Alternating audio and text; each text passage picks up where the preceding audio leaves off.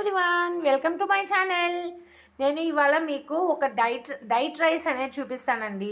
మనకి అన్నం తినలేదు అనే ఫీలింగ్ అనేది ఉండకుండా మంచిగా హ్యాపీగా కడుపు నిండా తినచ్చండి. సో అది గోధుమ అన్నం. ఇవి గోధుమ రవ్వ. నేను చాలా సన్న నూక తీసుకున్నాను, చూసారు కదా. రైస్ అవే చేసాము అనే ఫీలింగ్ లేకుండా మనం మంచిగా ఈ గోధుమ అన్నం తినొచ్చండి. ఇది ఎలా ప్రిపేర్ చేసుకోవాలో చూపిస్తాను.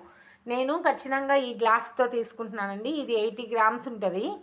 80 గ్రామ్స్ రవ్వ తీసుకుంటున్నాను. నాకు ఒక్కదానికే కనుక 80 గ్రామ్స్ రవ్వ తీసుకొని నేను రోస్ట్ చేసుకుంటాను రవ్వని.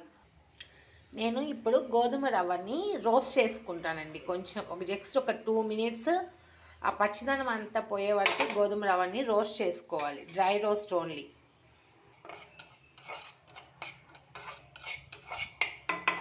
ఇది సన్న నూక కదా, నేను 1.25 వాటర్ తీసుకుంటానండి. దొడ్డు నూక అయితే కొంచెం ఎక్కువ వాటర్ పడతాయి, ఊడికి మగ్గిపోతుందండి. ఎక్కువ వాటర్ వేస్తే మళ్ళీ చిమిడిపోయి తినలేము రైస్. సో నేను వాటర్ వేసాను, 1.5 వేసాను. ఇవి లోపల మనం పక్క పొయ్యి మీద వేడి చేసుకోవాలి వాటర్. చూసారు కదా, ఈ వాటర్ మంచిగా మరగాలి. ఇటువైపున ఇది రోస్ట్ అయిపోయింది రవ్వ. హాఫ్ చేసేసేద్దాం. ఈ వాటర్లో జస్ట్ ఒక 5-6 డ్రాప్స్ ఆయిల్ వేసుకుందామండి. Just only 5-6 drops only. Ghee వేసుకునే వాళ్ళు గీ వేసుకోవచ్చు. ఒక పించ్ ఆఫ్ సాల్ట్ వేసుకుందాం.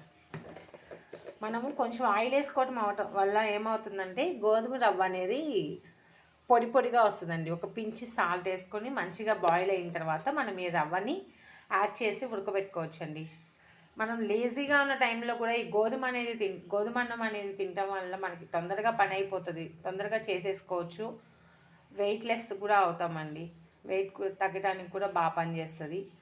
షుగర్ పేషెంట్స్ కూడా రైస్ అవాయిడ్ చేసి గోధుమ అన్నం మంచిగా కర్రీలన్నీ వేసుకుని మనం రైస్ ఎట్లా తింటామో అలా హ్యాపీగా తినేసేయచ్చండి గోధుమ అన్నంని. చాలా సింపుల్ వేలో చేసేసుకోవచ్చు. ఖచ్చితంగా ఒక 5 మినిట్స్ పడుతుంది అంటేనండి మనకి గోధుమ అన్నం వండుకోవడానికి. చూసారు కదా, వాటర్ బాయిల్ అవుతున్నాయి, రవ్వ రోస్ట్ అయిపోయింది. ఫ్లేమ్ ఆఫ్ చేసేసాను నేను. వెయిట్ చేద్దాం. చూసారు కదా, వాటర్ అనేది మంచిగా మరిగిపోతుంది. ఇప్పుడు రవ్వ అనేది మనం యాడ్ చేసేసుకుందాం.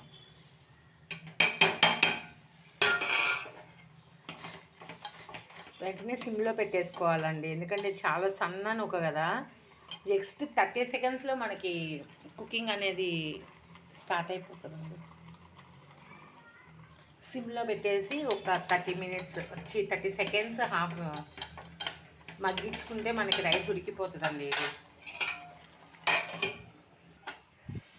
చూసారు కదా, అయిపోయింది. గోధుమ అన్నం ఉడికేసింది. చూసారా, పొడి పొడిగా వచ్చేసింది మంచిగా. జస్ట్ 5 మినిట్స్ కూడా పట్టలేదండి నాకు. ఈజీ అండ్ టేస్టీగా లంచ్ మనం చేయడానికి బెస్ట్ సొల్యూషన్ అండి ఇది. Please like, share and subscribe to my channel.